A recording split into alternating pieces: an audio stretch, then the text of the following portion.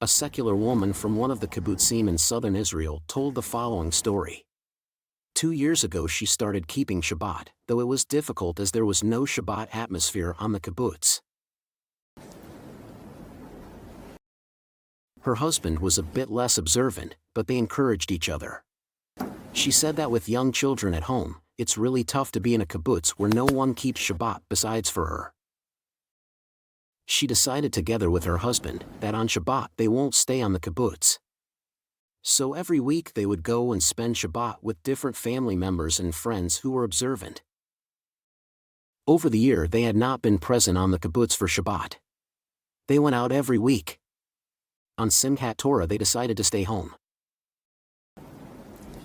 Why?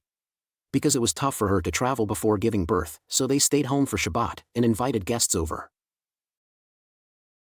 On that tragic morning, they heard rockets, sirens, gunshots, and people speaking in Arabic.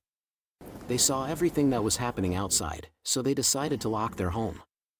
They watched in fear as the monsters went from house to house, shooting, burning, and exploding everything in their path.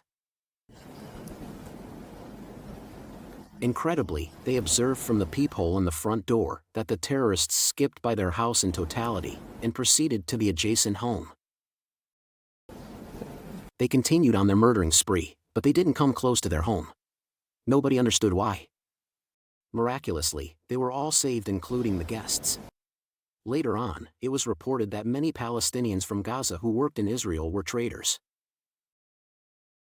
A woman, who was a former peace activist, said, "I can't believe it, I gave a Palestinian toys and sweets for his kids, I spoiled him and supported the kids of Gaza, because I advocated for the solidarity among nations. It turned out that he was spying on the kibbutz." He made a list of the number of kids in each family. The lists were very specific. They detailed the individuals that will be killed and taken captive. Here lives a family with 4 children accompanied by a dog. This was discovered in the possession of these terrorists. The list detailed an exact description of every street and home on the kibbutz. Regarding their house, it said that on Saturdays they are not at home. So on October 7th they passed their home and said there's no point going there. The terrorists skipped their house and continued on. We heard the story firsthand at the yeshiva.